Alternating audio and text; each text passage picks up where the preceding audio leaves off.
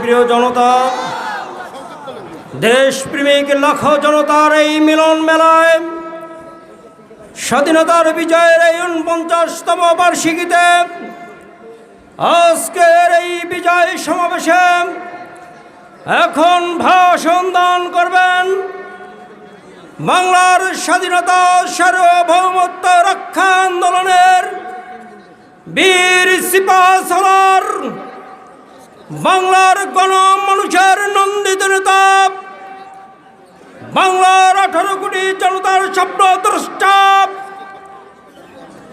এদেশের মানুষের ভরসার স্থল, ইসলামী আন্দোলন বাংলাদেশের সংগ্রামী সিনিয়র নায়েবে আমির আলহাজ হযরত মাওলানা মুফতি সৈয়দ মোহাম্মদ ফাইজুল করিম, আলহাজ হযরত মাওলানা মুফতি সৈয়দ মোহাম্মদ ফাইজুল করিম শেখে চরমনাই, শেখে চরমনাই।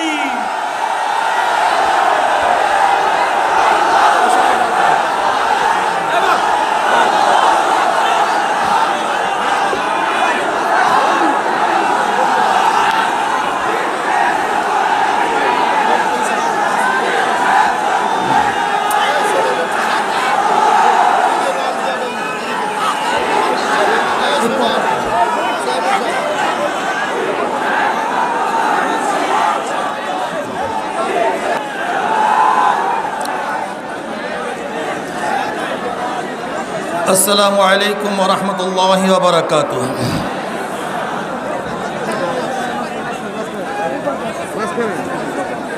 নাহমাদু ওয়া নুসাল্লি আলা রাসূলিহিল কারীম,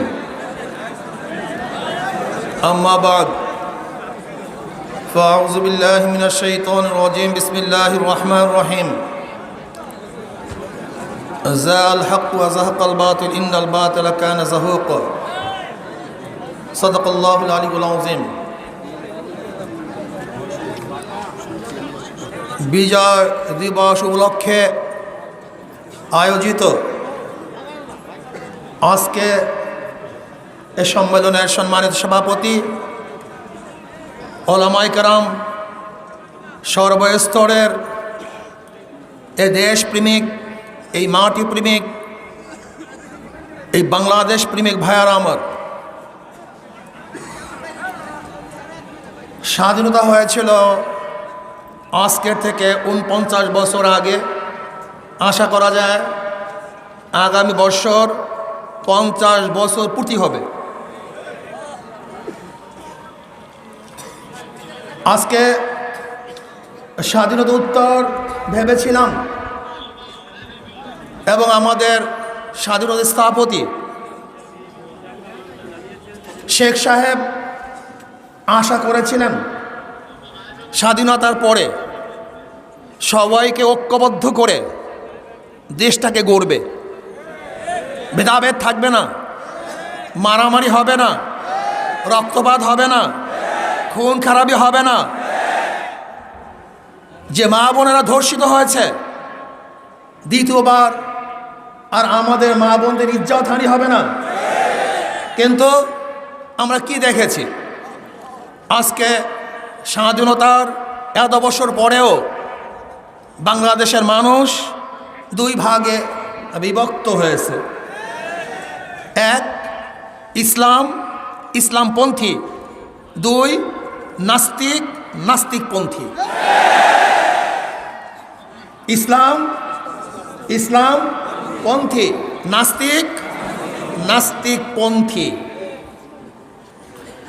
ইসলামপন্থীরা মনে করে স্বাধীনতা স্থপতি বঙ্গবন্ধু শেখ মুজিবুর রহমান একজন মুসলমান, ইসলামের জন্য কাজ করেছেন। আর নাস্তিকপন্থীরা মনে করে শেখ সাহেব একজন সেকুলার, নাস্তিক, কমিউনিস্ট, তিনি ইসলামের বিপক্ষে কাজ করেছেন। এখন কাদের দাবি সত্য, কাদের দাবি মিথ্যে, এটা প্রমাণ করতে হবে। প্রথম, শেখ সাহেবকে, তিনি জনাব শেখ মুজিবুর রহমান, তেনার বাবা শেখ লুৎফর রহমান, লুৎফর রহমানের বাবা শেখ আব্দুল হামিদ, শেখ আব্দুল হামিদের বাবা একরামউদ্দিন, শেখ একরামউদ্দিন, শেখ একরামউদ্দিনের বাবা শেখ বুরহানুদ্দিন, শেখ বুরহানুদ্দিনের বাবা শেখ জাহানে মাহমুদ ওরফে তেকরি শেখ, শেখ তেকরি শেখের বাবা জনাব জহির শেখ, জহির শেখের বাবা জনাব দরবেশ আব্দুল আউয়াল,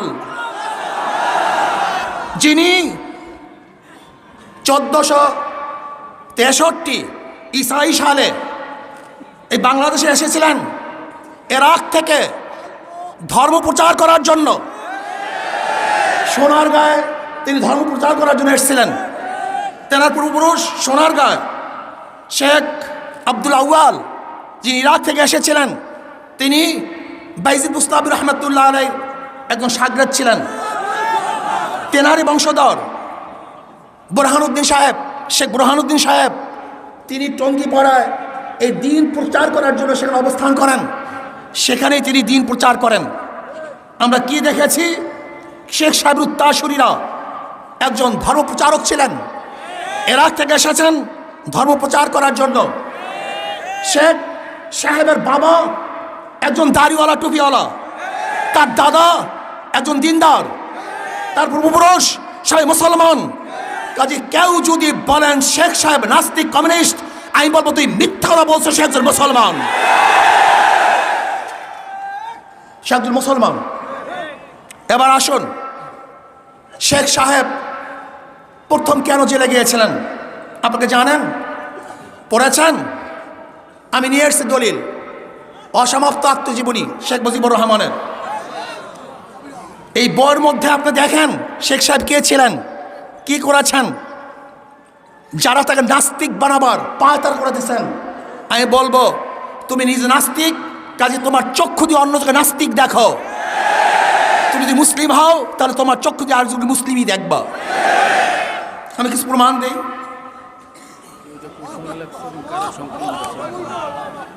এটা হলো আমাদের বর্তমান মাননীয় প্রধানমন্ত্রী, তিনি সম্পাদনা করেছেন।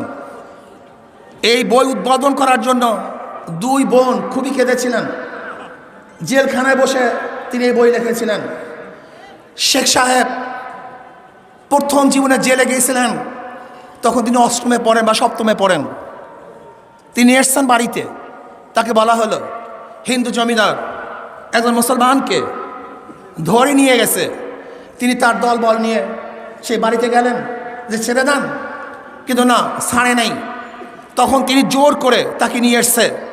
এরপর সেই হিন্দু জমিদার তার বিরুদ্ধে কেস দিয়েছিল, সেই কেসেই তিনি প্রথম জেলে গিয়েছিলেন। এর মধ্যে এরপরে শেখ সাহেবের একটা ইতিহাস আমি বলবো। আমরা তাকে শুধু মনে করি, আজকে আমি বক্তৃতা করব না, আমি কিছু বই পড়ে শোনাবো। আজকে বক্তৃতা করব না, জাহেল এবং মূর্খদেরকে শোনাবো যে সে কি ছিলেন।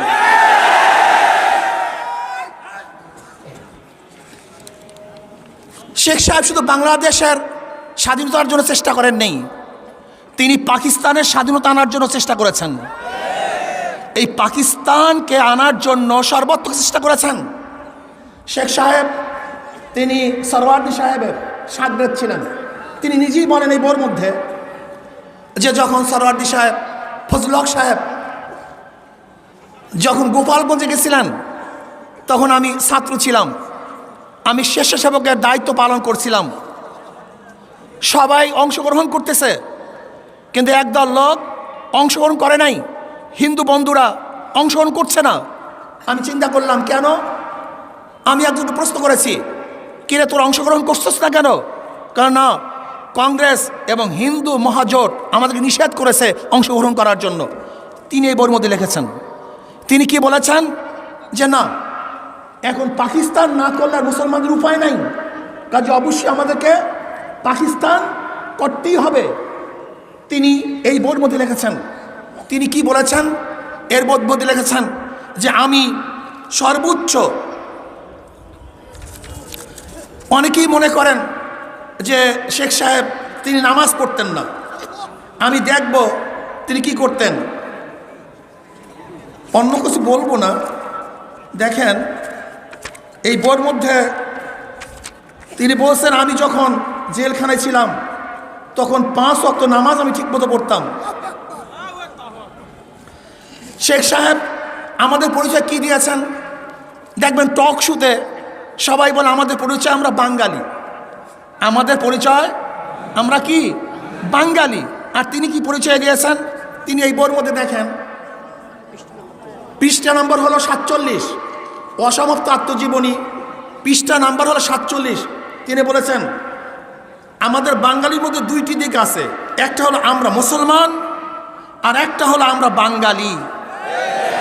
প্রথম আমরা কি, আমরা মুসলমান, এরপর আমাদের পরিচয় আমরা বাঙালি। আমরা শুধু বাঙালি নয়, আমরা প্রথম মুসলমান, তারপর আমরা বাঙালি। এটা প্রথম জাতীয় পরিচয় আমাদেরকে থাকতে হবে। আমরা প্রথম মুসলমান, তারপর কি আমরা বাঙালি। পরিচয় নেন। এরপরে দেখেন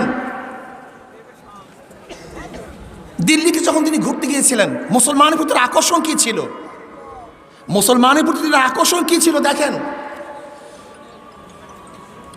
আবার দিল্লি শহরকে ভালো করে দেখে নিলাম, শত শত বছর মুসলমান দিল্লি থেকে সমস্ত ভারতবর্ষ শাসন করেছে। তখন কি জানতাম এই দিল্লির উপর আমাদের কোনো অধিকার থাকবে না?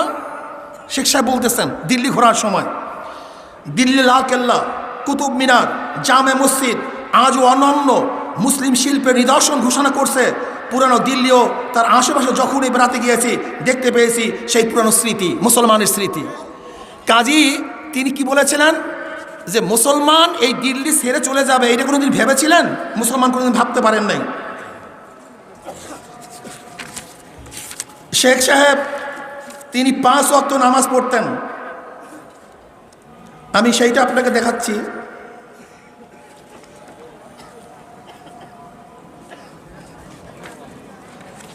তিনি একজন মুসলিম লিডার ছিলেন।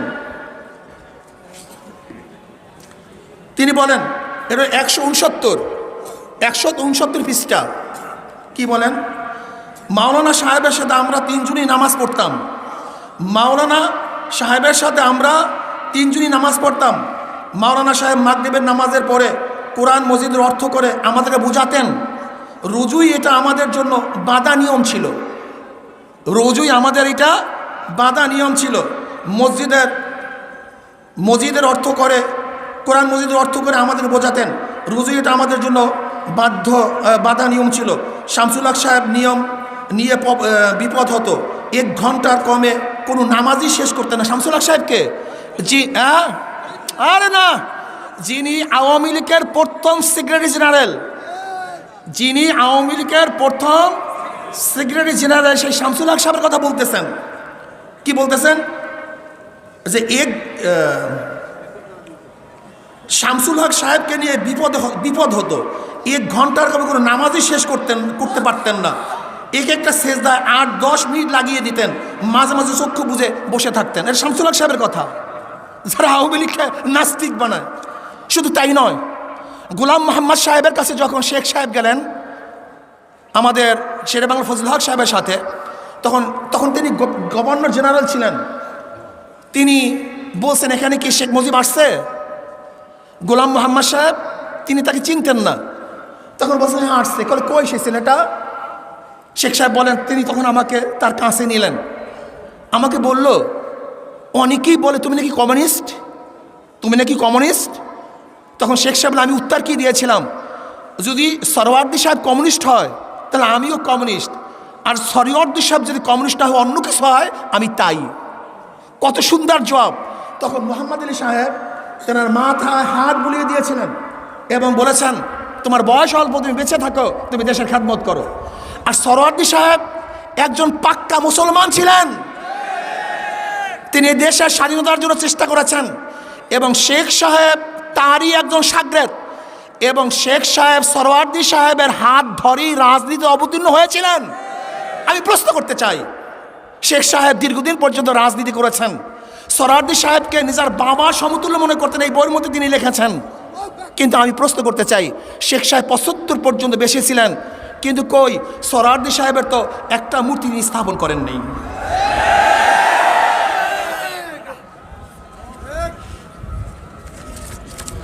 যাই হোক, এবার অনেকেই বলে আমরা কারোর সাথে মিলি না কেন। শেখ সাহেব তার জবাব দেয়, কারণ যাদের সাথে নীতির মিল নাই তাদের সাথে মিলে সাময়িকভাবে কোনো ফল পাওয়া যেতে পারে, তবে ভবিষ্যৎ ঐক্য থাকতে পারে না।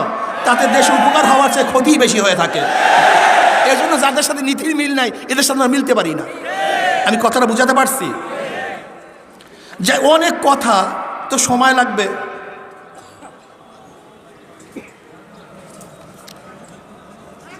এই দেখেন, ও লাগবে আরো বলতেছি। দেখেন স্বাধীনতার ঘোষণাপত্র কি ছিল, দেখেন সের মধ্যে কি ছিল।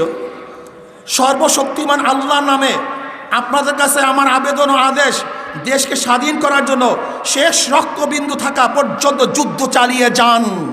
আল্লাহর উপরে, সর্বশক্তিমান আল্লাহর নামে আপনাদের কাছে আমার আবেদন, আল্লাহর নামে। তা স্বাধীনতার যুদ্ধ ছিল আল্লাহর নামে শুরু, ইনশাআল্লাহ তারা শেষ করেছিলেন। এবার আসেন, এটা হলো পিনাকা ভট্টাচার্যের মুক্তিযোদ্ধার বয়ানে ইসলাম। যদি ওনার রেফারেন্স, ওনার না, বিভিন্ন রেফারেন্স উনি বইয়ে লিখেছেন, আমি সেই সম্পর্কে কিছু জানাতে চাই। আমরা এগুলি জানা উচিত। এবার শোনেন, বাংলাদেশের মুক্তিযুদ্ধ নেতৃত্ব দানকারী রাজনৈতিক দলের নাম নিঃসন্দেহে আওয়ামী লীগ। আলোচনা শুরুতে মুক্তিযুদ্ধের আগে পরে বাংলাদেশের আওয়ামী লীগের নীতি নির্ধারিত দলিল, বক্তব্য, কর্মসূচি, ইসলাম ও ইসলামের অনুষঙ্গ কিভাবে ছিল, প্রথমে আমরা তার একটু সন্ধান করব। এখানে 6টি আলাদা রেফারেন্স তুলে সেই সন্ধানে যাব। খুব ভালো মতো বুঝতে হবে। 1, 1969 সালে প্রস্তাবিত খসড়া সংবিধানে সংশোধনী বিলে সংবিধানে ইসলামী Republic of Pakistan, Islami Republic of Pakistan শিরোনাম সহ ইসলামী আদর্শ বহাল রাখার বিষয়ে আওয়ামী লীগ সম্মতি জানিয়েছিল। 2, পাকিস্তান আওয়ামী লীগ তাদের কাউন্সিল অধিবেশনে 6 জুন 1970 যে কর্মসূচি গ্রহণ করে সে বিষয়ে পরের দিন 7 জুন দৈনিক ইত্তেফাক পত্রিকায় একটি রিপোর্ট ছাপা হয়। রিপোর্টটা কি? যেখানে বলা হয় কোরআন ও সুন্নাহর নির্দেশের বিরুদ্ধে পাকিস্তানে যাতে কোনো আইন পাস না হতে পারে তার জন্য আওয়ামী লীগ শাসনতান্ত্রিক বিধান রাখার কথাও দলীয় কর্মসূচি ঘোষণা করে। শাসনতন্ত্রের মধ্যে ধর্মীয় প্রতিষ্ঠান সমূহের পবিত্রতা রক্ষার গ্যারান্টি দেওয়া হইবে এবং সকল পর্যায়ে ধর্মীয় শিক্ষাদানের প্রয়োজনে ব্যবস্থা করা হইবে। আইনের দৃষ্টিতে সংখ্যালঘু সম্প্রদায় সমমর্যাদার অধিকারী বিবেচিত হইবে এবং আইনের দ্বারা সমানভাবে তাদের নিরাপত্তা বিধান করা হইবে। সংখ্যালঘুদের নিজ নিজ ধর্ম আচরণ, প্রচার ও ধর্মীয় শিক্ষা প্রদানের পূর্ণ স্বাধীনতা থাকিবে। নিজ নিজ ধর্মীয় প্রতিষ্ঠান রক্ষা করার ব্যাপারেও তাদের পূর্ণ স্বাধীনতা থাকিবে। নূহ উল আলম লেলিন সম্পাদিত বাংলাদেশ আওয়ামী লীগ সংক্ষেপ ইতিহাস ও নির্বাচিত দলের সময় প্রকাশনা 2015 পৃষ্ঠা 255-57। 3, 1970 সালে নভেম্বরে সাধারণ নির্বাচনের আগে বেতার ও টেলিভিশনে বঙ্গবন্ধু একটি ভাষণ দেন। সেই ভাষণে লেবাস সর্বস্ব ইসলাম নয় অংশে তিনি বলেন, দেখেন কি বলেন শোনেন, আমাদের বিরুদ্ধে অপপ্রচার করা হচ্ছে, আমরা ইসলামী বিশ্বাসী নই। এ কথার জবাবে আমরা সুস্পষ্ট বক্তব্য, লেবাস সর্বস্ব ইসলামে আমরা বিশ্বাসী নই, আমরা বিশ্বাসী ইনসাফের ইসলামের। আমাদের ইসলাম হজরত নবী করিম সাল্লাল্লাহু আলাইহি ওয়াসাল্লাম ইসলাম, যে ইসলামে জগৎবাসীকে শিক্ষা দিয়েছে ন্যায় ও সবিচারের অমোঘ মন্ত্র। ইসলামের প্রবক্তা শেষে পাকিস্তানের মাটিতে বরাবর যারা অন্যায়, অত্যাচার, শোষণ, বঞ্চনার পৃষ্ঠপোষকতা করে এসেছেন, আমাদের সংগ্রাম সেই মুনাফিকদের বিরুদ্ধে। যে দেশে শতকরা 95 জন মুসলমান সে দেশে ইসলাম বিরোধী আইন পাশের ভাবনা ভাবাতে পারেন, তারাই ইসলামকে যারা ব্যবহার করে দুনিয়াটা শায়েস্তা করার জন্য। শোনেন, মজার মজার কথা আজকে শোনাবো, অনেক মজার কথা। নাস্তিকদের মূল উৎপাটন করতে হবে আমাদেরকে।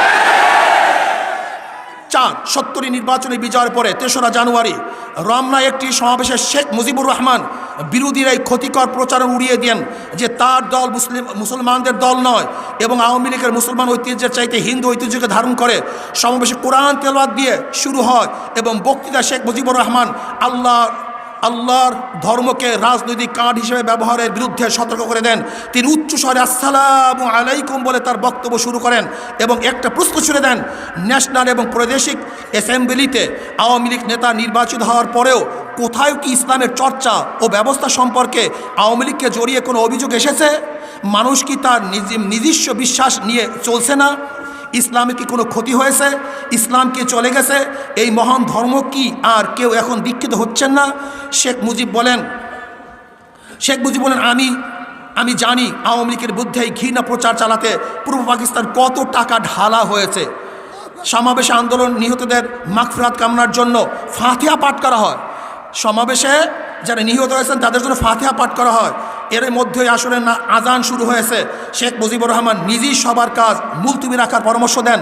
তিনি আরও বলেন, আওয়ামী লীগ নয় বরং যারা তাদের ঘৃণ্য রাজনৈতিক উদ্দেশ্য চরিতার্থ করার জন্য ইসলামকে ব্যবহার করেছে তারাই ইসলামের ক্ষতি করেছে। সভা শেষে শেখ মুজিবুর রহমান নিজেই নারায়ে তাকবীর আল্লাহু আকবারের ধ্বনি দিয়ে থাকেন। 5 70 নির্বাচনের মুক্তিযুদ্ধ শুরুর আগে মুহূর্তের সবচেয়ে উল্লেখযোগ্য রাজনৈতিক ঘটনা। এর আগে নির্বাচন ইশতেহারের আওয়ামী লীগের স্পষ্টভাবেই ইসলাম প্রশ্নে তাদের অবস্থান ঘোষণা করেছেন। এইটা হলো সবচেয়ে গুরুত্বপূর্ণ। 70-এর নির্বাচনই হলো এদেশের স্বাধীনতার মূল ভিত্তি। 70-এর নির্বাচন হলো স্বাধীনতার মূল ভিত্তি। 5 70 নির্বাচনের মুক্তিযুদ্ধ শুরুর আগে যে করছে 70 নির্বাচনের মুক্তিযুদ্ধ শুরুর আগের মুহূর্তে সবচেয়ে উল্লেখযোগ্য রাজনৈতিক ঘটনা। এর আগে নির্বাচিত আওয়ামী লীগ সুস্পষ্ট ইসলাম প্রশ্নে তাদের অবস্থা ঘোষণা করেছেন। 6 দফা বা আমাদের অর্থনৈতিক কর্মসূচি ইসলামকে বিপন্ন করে তুলেছে বলে যে মিথ্যা প্রচার চালানো হচ্ছে, সেই মিথ্যা প্রচার থেকে বিরত থাকার জন্য আমি শেষবারের মতো আহ্বান জানাচ্ছি। অঞ্চলে অঞ্চলে এবং মানুষের সুবিচারের নিশ্চয়তা প্রত্যাশী কোনো কিছুই ইসলামের পরিপন্থী হতে পারে না।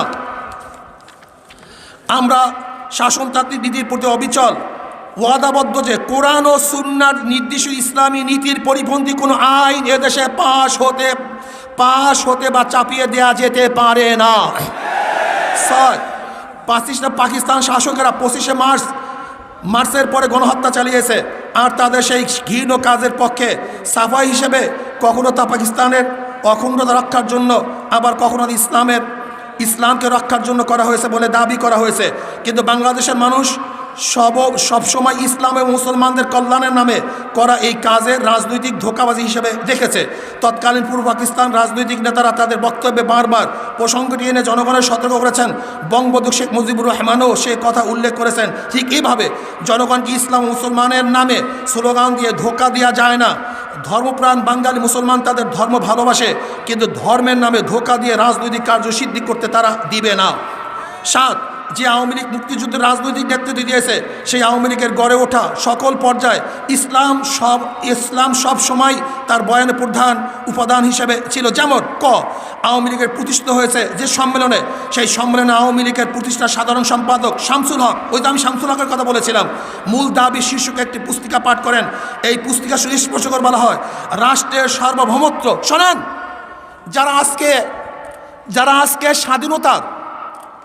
স্বাধীনতার মূল স্থাপন হিসাবে ধর্মনিরপেক্ষ বা সেকুলারিজম এরকম বলতে চান, আমি তাদেরকে বলি আওয়ামী লীগের মূল থিওরি কী ছিল। আওয়ামী লীগের প্রতিষ্ঠা হয় যে সম্মেলনে, সেই সম্মেলনে আওয়ামী লীগের প্রতিষ্ঠার সাধারণ সম্পাদক শামসুল হক মূল দাবি শীর্ষক একটি পুস্তিকা পাঠ করেন। এই পুস্তিকায় সুস্পষ্ট করে বলা হয় রাষ্ট্র সার্বভৌমত্ব আল্লাহর প্রতিভূ হিসাবে জনগণস্থ থাকবে। গঠনতন্ত্র নীতি ইসলামী, গণতান্ত্রিক ও আকারে রিপাবলিকান। তাদের ঘোষণাপত্রের গঠনতন্ত্রের 1 নং ধারায় দুনিয়ার মুসলমানদের মধ্যে ভ্রাতৃত্ব বন্ধন শক্তিশালী করার কথা বলা হয়। গঠনতন্ত্রের 10 নং ধারায় বলা হয় জনগণের মধ্যে ইসলামের প্রকৃত জ্ঞান, তার উচ্চ নৈতিক শিক্ষা ও ধর্মনীতিমালার বিস্তার করা। 1954 সালে নির্বাচনে যুক্তফ্রন্ট, যার প্রধান শরিক ছিল আওয়ামী লীগ এবং নিজাম ইসলাম, মুসলিম লীগকে পরাজিত করে যুক্তফ্রন্টে 21 দফা কর্মসূচির মূলনীতি হিসাবে ঘোষণা করা হয় কোরআন সুন্নাহর মৌলিক নীতির খেলাফ কোনো আইন প্রণয়ন করা হবে না এবং ইসলামী সাম্য ভ্রাতৃত্বের ভিত্তিতে নাগরিকদের জীবন ধারণের ব্যবস্থা করা হবে। 1955 সালে যে মে মাসে পূর্ব পাকিস্তান আওয়ামী লীগের সভাপতি মাওলানা আব্দুল হামিদ খান ভাসানীর পক্ষ থেকে যে সাংগঠনিক প্রচারপত্র বের হয়, তার 17-18 নং দাবি ছিল এরকম: মদ, গাঁজা, ভ্যাং, বেশ্যাবৃত্তি ইত্যাদি হারাম কাজ আইন করিয়া সম্পূর্ণ বন্ধ করিতে হইবে। 18 মুসলমান যাহাতে নামাজ, রোজা, হজ, জাকাত ইত্যাদি শরিয়াত সম্মত কাজে অবহেলা না করেন এবং সকল শ্রেণীর নাগরিকগণের চরিত্র গঠনের জন্য প্রচার বিভাগ খুলিত হইবে, হিন্দু ও অন্যান্য ধর্মাবলম্বীদের জন্য অনুর ব্যবস্থা করিতে হইবে। আপনাদের খারাপ লাগতেছে না তো? আসল বাণী শুনিয়া যান, ধোকাবাজরা ধোকা দিতে পারিবে না। 1966 সালে তদানীন্তন আওয়ামী লীগের সভাপতি শেখ মুজিবুর রহমান 6 দফা পেশ করেন। পরবর্তীকালে এই 6 দফা বাংলাদেশের স্বাধীনতার আন্দোলন হিসাবে পরিগণিত লাভ করে। সেই 6 দফা ছিল মূল অর্থনৈতিক ও রাজনৈতিক দাবি। এতে কোনো ধর্মনিরপেক্ষতাবাদের কথা ছিল না, বরং প্রথম দফা ছিল লাহোর প্রস্তাবের ভিত্তিতে পূর্ণ স্বায়ত্ত শাসনের দাবি। 1969 সালের আইয়ুব বিরোধী ছাত্র গণ আন্দোলনের 11 দফা।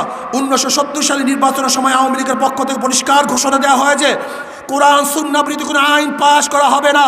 নির্বাচনে আওয়ামী লীগ নিরঙ্কুশ বিজয় লাভ করার পরে তাদের সংবিধান কমিটি, এটা হলো 72-এর সংবিধানের আগে বিজয় হওয়ার পরে যে সংবিধান কমিটি গঠন করা হয়েছিল ডাক্তার কামারের নেতৃত্বে, সেই সংবিধানের কর্তৃক প্রণীত খসড়া সংবিধানের প্রস্তাবনায় তদানীন্তন পাকিস্তানের মুসলমানদের ব্যক্তিগত ও সামাজিক জীবনকে কোরআন সুন্নাহর আলোকে গড়ে তোলার কথা স্পষ্ট ভাষায় বলা হয়েছিল।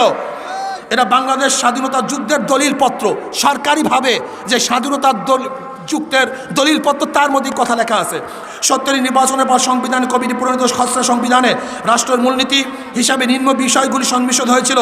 কোরআন সুন্নাহ বিরোধী আইন পাশ করা হবে না, কোরআন ইসলামিয়া শিক্ষা দেওয়ার ব্যবস্থা থাকবে, মুসলমানদের মধ্যে ইসলামী নৈতিকতা উন্নয়নের পদক্ষেপ নেওয়া হবে। সম্প্রতি প্রকাশিত শেখ মুজিবুর রহমানের রচনা সংগ্রহে 1970-এর নির্বাচনে জয়ী হওয়ার পর আওয়ামী লীগের ঘোষণাপত্রে শাসনতন্ত্রের মৌলিক বৈশিষ্ট্য বিষয়ে তার মতামত পাওয়া যাচ্ছে। 1. জনসংখ্যা বিপুল সংখ্যাগরিষ্ঠ অংশে প্রিয় ধর্ম হলো ইসলাম। আওয়ামী লীগ এই মর্মে সিদ্ধান্ত নিয়েছে যে শাসনতন্ত্র সুস্পষ্ট গ্যারান্টি থাকবে যে পবিত্র কোরআন ও সুন্নাহে সন্নিবেশিত ইসলামী নিদর্শনাবলী পরিপন্থী কোনো আইন পাকিস্তানে প্রণয়ন বা বলবৎ করা চলবে না। শাসনতন্ত্র ধর্মীয় প্রতিষ্ঠানসমূহের পবিত্রতা রক্ষার গ্যারান্টি সন্নিবেশিত হবে। সর্বস্তরের ধর্মীয় শিক্ষা সম্প্রসারণের জন্য পর্যাপ্ত বিধি ব্যবস্থা গ্রহণ করা হবে। সংখ্যালঘুর আইন, যাই হোক, আমি এই কথা প্রমাণ করতে চাই। আমি একটা বাংলাদেশ ইতিহাস নিয়ে আসছি। Doctor Mohammad Abdur Rahim, doctor Abdul Matin Chowdhury, doctor AB Mahmud, doctor Sirajul Islam, এর মধ্যে আপনার পড়ে দেখবেন। আমি প্রশ্ন করতে চাই যে স্বাধীনতার আগ পর্যন্ত আওয়ামী লীগ গঠন হয়েছিল 1949 সনে, স্বাধীনতা হয়েছিল 1971 সনে। এই 1949 থেকে 71-এর আগ পর্যন্ত আমাকে দেখান 6 দফা, 11 দফা, 21 দফা, কোনো দফার মধ্যে, কোনো বক্তৃতার মধ্যে, কোনো আলোচনার মধ্যে, কোনো ইস্তাহারের মধ্যে সেকুলার শব্দ আছে কি নাই? সেখানে ধর্মনিরপেক্ষ শব্দ আছে কি নাই? সেখানে সমাজতন্ত্র আছে কি না? আপনি দেখান। আমি চ্যালেঞ্জ দিলাম যে স্বাধীনতার আগ পর্যন্ত 6 দফার মধ্যে, 11 দফার মধ্যে, 21 দফার মধ্যে কোনো জায়গায় ধর্মনিরপেক্ষ ছিল না, সমাজতন্ত্র ছিল না, পরিপূর্ণ ইসলামের কথা। আজকে তারা ভাবতেছেন যে স্বাধীনতার মূল স্তম্ভ সমাজতন্ত্রবাদ, গণতন্ত্রবাদ, জাতীয়তাবাদ, ধর্মনিরপেক্ষতাবাদ। আমি বলবো এটা 72-এর সংবিধানে স্থাপন করা হয়েছে, কিন্তু স্বাধীনতার সংগ্রামে এই কথা বলা হয় নাই। বরং স্বাধীনতা সংগ্রাম হয়েছিল 3টা নীতির ভিত্তিতে। কয়টা নীতির ভিত্তিতে? সাম্য, মানবিক মর্যাদা, ন্যায় বিচার। বলেন কি? সাম্য, মানবিক মর্যাদা, ন্যায় বিচার। এইটাই ছিল স্বাধীনতার মূল ভিত্তি বলে স্থাপনা। আজকে যারা মনে করতেছেন স্বাধীনতার অর্থই হলো নাস্তিকতা, স্বাধীনতার অর্থই হলো মসজিদ না থাকা, স্বাধীনতার অর্থই হলো মাদ্রাসা বন্ধ করে দেওয়া, স্বাধীনতার অর্থই হলো টুপিকে অপমান করা, স্বাধীনতার অর্থই হলো দাড়ি মুখে না রাখা, স্বাধীনতার অর্থ হলো সুন্নাত মাফিক না চলা, স্বাধীনতার অর্থ হলো আলেমদেরকে ঘৃণা করা, স্বাধীনতার অর্থই হলো ইসলামকে তিরস্কার করা, স্বাধীনতার উত্তর হলো ইসলামকে ধ্বংস করা। আমি মনে করবো তুমি স্বাধীনতার উত্তর, স্বাধীনতার তুমি ভুল আকাঙ্ক্ষা রক্ষা করো নাই, বরং বাংলাদেশকে ধ্বংস করার চক্রান্তে লিপ্ত হয়েছ। প্রিয় ভাইয়েরা আমার, আমি বলতে চাই আজকে যারা স্বাধীনতা বলতেছেন, আপনি কি স্বাধীনতার অবস্থা জানেন? স্বাধীনতা করেছেন? স্বাধীনতার অবস্থা সম্পর্কে আপনার জানা আছে? আপনার আদৌ জানা নেই, আদৌ জানা নাই। বরং স্বাধীনতা করা হয়েছিল এদেশের মানুষকে ন্যায় বিচার, ইনসাফ এবং মানবিক মর্যাদাকে রক্ষা করার জন্য। আমরা এই দেশ 3 বার স্বাধীন করেছি। প্রথম স্বাধীন করেছি ব্রিটিশ থেকে, দেশ স্বাধীন করেছিলাম। এরপর ভারত থেকে পাকিস্তান স্বাধীন করেছিলাম। এরপর পাকিস্তান থেকে আমরা বাংলাদেশ স্বাধীন করেছি। কি কথা ঠিক না? আজকে নাস্তিকের গোষ্ঠী ইসলামকে বিচলিত করার চক্রান্ত করতেছে, ইসলামকে ধ্বংস করার চক্রান্ত করতেছে, ইসলামকে ধূলিসাৎ করার চক্রান্ত করতেছে। আমি মনে করি বর্তমানে যে আন্দোলন চলতেছে, এই আন্দোলন থেকে স্পষ্টভাবে আমরা বলতে চাই, যেরকম পদ্মা ব্রিজ করার সময় আমরা শুনেছি পদ্মার নিচে আর এক পদ্মা পাওয়া গেছে, খুঁটি পাওয়া যাচ্ছে না, তলা পাওয়া যাচ্ছে না, পদ্মার নিচে আর এক পদ্মা। আর আমরাও মনে করতেছি আজকে সরকারের পিছনে আর এক সরকার আছে। সরকারের পিছনে কি? সরকারের নিচে আর এক সরকার আছে। আজকে ইসলামের জাগরণ দেখে, আজকে হাজার হাজার মুসলমান মোহামেন দেখে, লক্ষ লক্ষ মুসলমান দেখে, ইসলামের জাগরণ দেখে ইসলাম বিদ্বেষীরা সহ্য করতে পারছে না, লুটেরা সহ্য করতে পারছে না, লুচ্চারা ব্যস্ত হয়ে গেছে, ডাকাতরা চিন্তিত হয়ে গেছে, ঘুষখোররা তারা ঘুম হারাম করে ফেলছে। অবস্থা কি হয়? ইসলামী জাগরণ যেভাবে শুরু হয়েছে, আমাদের লুচ্চামির কি অবস্থা হবে, আমাদের মদের কি অবস্থা হবে, আমাদের গুন্ডামির কি অবস্থা হবে? আমরা বলবো শেখ সাহেব তিনি আইন করে মদ বন্ধ করে দিয়েছিলেন, বেশ্যাখানা তিনি বন্ধ করেছিলেন।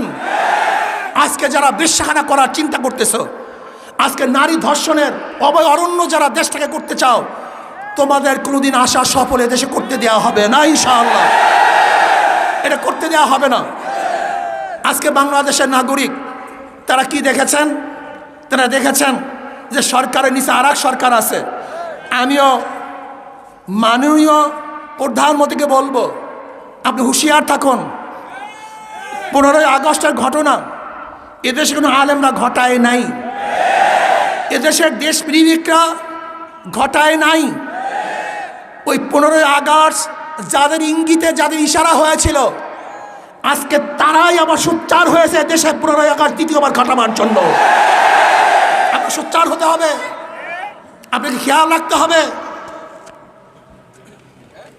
সরকারের নিচে আর এক সরকার আছে, ভিন্ন এক ছায়া শক্তি দেশকে চালাইতেছে। আমি আশ্চর্য হয়ে যাই, মানুষ কোথায় যাবে? বিচারক হলো শেষ আশ্রয়। যেরকম ডাক্তার, সে যদি কোনো দিকে ঝুঁকে পড়ে তাহলে তার ডাক্তারি স্বভাব থাকে না। ডাক্তারের কাছে শত্রু যাবে, তাকে সে চিকিৎসা করবে, তার দুশ্মন যাবে, তাকে সে চিকিৎসা করবে। এটা ডাক্তারের চরিত্র। আর বিচারকদের চরিত্র, তার চরম দুশ্মনও তার কাছে গেলে সে ন্যায় বিচার পাবে। এটা বিচারকদের চরিত্র। কিন্তু আমরা কি দেখছি আজকে বিচারকদের মধ্যে? আমরা কি দেখছি? আমাদের মূল চরিত্র থেকে আমরা দূরে সরে না যাই। আমি অনুরোধ করব, আপনারা শেষ আশ্রয়স্থান, মানুষ আপনাদের কাছে বিচার চাওয়ার জন্য যায়। যদি আপনারা আদর্শচ্যুত হয়ে যান তাহলে বাংলাদেশ আর কিছু থাকবে না। মানুষ কোথায় যাবে, কার কাছে যাবে, এই দিকে আপনাকে খেয়াল রাখতে হবে। আজকে যারা আমাদেরকে বারবার যুদ্ধের জন্য আহ্বান করছেন, আসেন যুদ্ধ করি। আমরা আমাদের দেশীয় মানুষের সাথে যুদ্ধ করতে চাই না। কার সাথে যুদ্ধ করব? সবাই তো আমরা আপন, সবাই আমরা ভাই ভাই। আমরা একত্রে দেশটাকে গড়তে চাই। কই আজকে আপনি আহ্বান তো করলেন না? যারা ফেলানিকে কাঁটা তারের উপরে বাদুরের মতো ঝুলিয়ে রাখছে, আপনি তো সেই দিন আহ্বান করলেন না, আসেন যুদ্ধ করি। যেই দিন আমাদের র্যাবের পোশাককে খুলে ফেলে অপমান করা হয়েছিল, ওই আপনি তো যুদ্ধের ডাক দিলেন না? যখন আপনার হত্যা হয়েছিল আপনি যুদ্ধের আহ্বান করেন নাই? সিনা হত্যা হয়েছে, যুদ্ধের আহ্বান করেন নাই? আপনি কার সাথে যুদ্ধ করতে চান? নাস্তিকের গোষ্ঠী স্পষ্ট ভাষায় বলে দিতে চাই, তুমি মুসলমান চেনো নাই, সাগর দেখছো, সাগরের গভীরতা দেখো নাই, পাহাড় দেখছো উঁচা দেখো নাই, বাঘ দেখছো হুঙ্কার দেখো নাই, আর একবার হুঙ্কার দেব, এদেশ থেকে পালাতে বাধ্য হবা। নাস্তিকদের চাই নাই, লাল সবুজের পতাকায় দালালদের চাই নাই। টকশু করো, আলেমদের বিরুদ্ধে কটূক্তি করো। কথিত আছে ইমাম আজম আবু হানিফা রাহমাতুল্লাহ আলাইহি বসা, সাগরের দিকে নিয়ে বসা, বাচ্চারা খেলতেছিলেন, বাচ্চাদের একটা বল সেখানে এসে বুঝছে। এখন কোনো বাচ্চাই সেখানে যাবেন না, মুরব্বীরা বসা, কে যাবেন। কিন্তু দেখা যায় একটা বাচ্চা, একটা ছেলে বীর বিক্রমের সাথে সিনা উঁচা করে, আদব না রক্ষা করে মাঝখান থেকে নিশ্চিন্তে বল নিয়ে এসছেন। কথিত আছে ইমাম আজম আবু হানিফা বলেছিলেন, নিশ্চয়ই এই সন্তানটা সুসন্তান নয়, এটা জারের সন্তান, এটা সুসন্তান নয়। বললেন কিভাবে? অবৈধ সন্তান ছাড়া আলেম থেকে বিজ্জিত করতে পারে না, অসম্মান করতে পারে না। পরবর্তী দেখা যায় আসলেও সেই সন্তানটা সুসন্তান ছিল না, কুসন্তান ছিল। আমি চ্যালেঞ্জ দিয়ে বলতে পারি, চ্যালেঞ্জ দিয়ে, আজকেও আলেম দিকে যারা কটূক্তি করে, ঘৃণা করে, গালি দেয়, ওরা সুসন্তান না, ওরা কুসন্তান, অসুপত্য হতে পারে না, ওরা কুসন্তান। আজকে দেশটাকে ইসলাম গ্রহণ করেছে। শোনেন, আমি আগে বলেছি পদ্মার নিচে আর এক পদ্মা পাওয়া গেছে, সরকারের নিচে আর এক সরকার পাওয়া গেছে। আপনি জানেন এদেশের চাকরি কোথা থেকে আসে? আপনি জানেন চাকরি কে দেয়, কাদের ইশারা চাকরি হয়? আপনারা জানেন না। উপর থেকে বলা হয় অমুক অমুক অমুক জায়গায় বসাও, সেখানে সেই অনুযায়ী বসানো হয়। ইসকন এদেশের চাকরি নির্ধারণ করে, ইসকন এদেশের চাকরি নির্ধারণ করে। আপনি কি জানেন এদেশের অবস্থা কি? যে দেশের রেমিটেন্স বিদেশি কর্মচারী আমাদেরকে দিয়ে পাঠায়, অথচ 10 লক্ষ ভারতের লোক এদেশে চাকরি করার ভিত্তিতে কোটি কোটি মিলিয়ন ডলার উপরে চলে যায়। আমি চাই আমার কি হবে? ভারতের বিরুদ্ধে, মোদী সরকারের বিরুদ্ধে কেউ কথা বলে না। আমরা ভারত বিরোধী নই, আমরা ইসকন বিরোধী, মোদীর বিরোধী। যারা এই দেশটাকে গিলে ফেলতে চায়, পানি ছাড়া এই দেশটাকে গিলে ফেলতে চায়, আমরা তাদের বিরোধী। যারা এই দেশকে গিলে ফেলতে চাও, আমরা তাদের জন্য কাটা হয়ে যাব। যারা দেশকে ধ্বংস করতে চাও, আমরা তাদের জন্য প্রাচীর হয়ে যাব। যারা দেশে আঙ্গুল তুলবো, ওদের আঙ্গুলকে ভেঙে ফেলবো। যে দেশকে ধ্বংস করতে চাও, আমাদের জীবনের বিনিময়ে তাদের প্রতিহত করবে ইনশাআল্লাহ। আমি শেখ হাসিনা সরকারকে বলবো, আপনি সতর্ক থাকুন, আপনি চীনের দিকে ঝুঁকে যাওয়ার কারণে আজকে মোদী সরকার সহ্য করতে পারছে না। ব্যালেন্স রাখার জন্য আজকে সবাই চিন্তা করতেছে কি করব, না জানি কি হয়, অমুক হয় তমুক হয়। আমি আপনাকে বলবো, শেখ হাসিনা সরকারকে বলবো, আপনি কি জানেন 15 আগস্ট কেন হয়েছিল? যখন শেখ সাহেব গান্ধীজির কথা অমান্য করে ওআইসি সম্মেলনে যোগ দিয়েছিল এবং এই দেশটাকে বৃহত্তম দ্বিতীয় মুসলমান কান্ট্রি ঘোষণা করেছিল, আজকে সেই দিনই ওপারের ফয়সালা হয়ে গেছিল যে শেখ সাহেবকে আর এই দুনিয়াতে রাখা যাবে না। আজকে যারা শেখ সাহেবকে মহব্বত করতেছেন, ভালোবাসতেছেন, আমি প্রশ্ন করতে চাই, তিনি যখন 15 আগস্টের পরে 36 ঘন্টা বসেছিলেন, এই নেতারা কোথায় ছিলেন? এত মহব্বত কোথায় ছিল? এত ভালোবাসা কোথায় ছিল? হ্যাঁ, মাননীয় প্রধানমন্ত্রী এই কথা বারবার বলেন, আজও সেই প্রশ্নের জবাব পাই না। যে আমার বাবা পড়েছিল, অথচ এত বড় দল, এত সংগঠন, এত কর্মী, কিন্তু তাকে দেখার মতো কেউ ছিল না। শেখ সাহেব পড়েছিল, আর আপনারা তখন ক্ষমতার ভাগাভাগি নিয়ে ব্যস্ত ছিলেন। মুস্তাক সাহেবের মন্ত্রিসভায় কে কে ছিলেন এদেশের মানুষ জানে না? এদের মানুষ দেখে নাই? ট্যাঙ্কির উপরে কে নাচানাচি করেছিল ইতিহাস কেউ জানে না? শেখ সাহেবের চামড়া দিয়ে ঢুকঢুকি কে বানিয়েছিল এদেশের মানুষ জানে না? শেখ সাহেবের চামড়া দিয়া কারা জুতা বানাইতে চাইছিল এদেশের মানুষ জানে না? শেখ সাহেব মারা যাওয়ার পরে বাংলার ফেরাউন মারা গেছে, এই ঘোষণা কে দিয়েছিল? কোনো আলেম দেয় নাই, কোনো মৌলবী দেয় নাই, কোনো ইসলাম প্রেমিকরা দেয় নাই, তোদের মতো দালালরা দিয়েছে, তোদের মতো নাস্তিকরা দিয়েছে। শুধু তাই নয়, আমি আপনাদের প্রশ্ন করতে চাই, শেখ সাহেবের জানাজায় কে কে ছিলেন?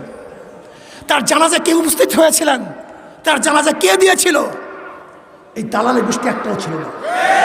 ওরা গদি দিয়ে ব্যস্ত ছিল, ওরা গদির ভাগাভাগিতে লিপ্ত ছিল, কিন্তু আলেম ওলামাই তার জন্য দোয়া করেছিলেন। যাই হোক, আমার কথাবার্তা পরিষ্কার। সাংবাদিক বন্ধুরা, আজকে সিগন্যাল মিগনাল দেই নেই, আজকে সিগন্যালও দেই নাই, মিগনালও দেই নাই, প্রচারও করি নাই, প্রসারও করি নাই। শুনছে, কেস হইছে, এর জন্য আবেগে মানুষগুলি এখানে চলে আসছে।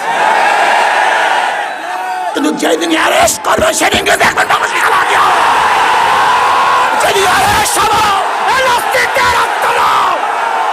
এই বাংলায় রাখবো না।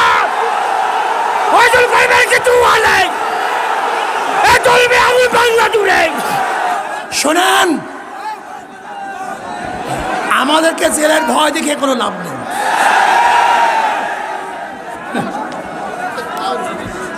লাভ নেই, কোনো লাভ নেই। কেন? এনার আত্মজীবন পড়েছে, সাহস হয়েছে, জীবনে বহু জেল কেটেছেন, কথা ঠিক না?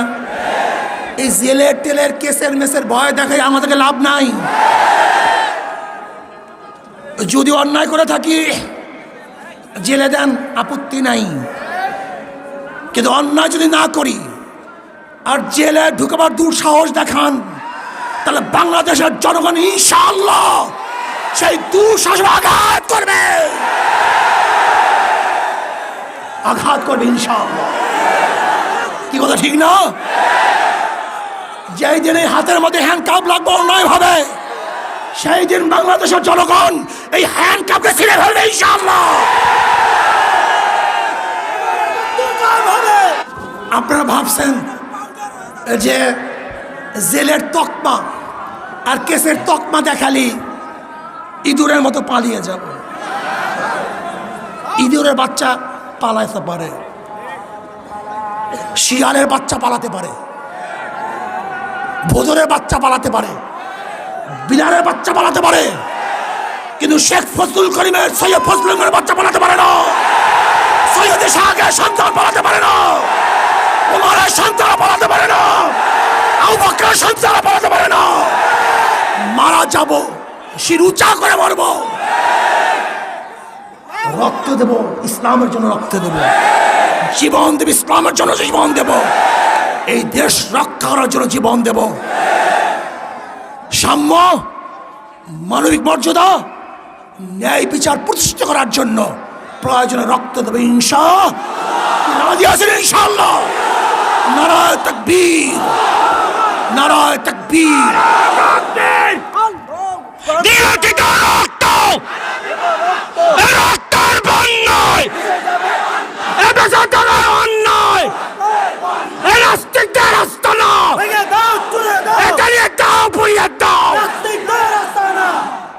যারা আমাদেরকে জেলে দেখার ভয় দেখান, শেখ সাহেবের শেষ কথা বলি, শেষ করব।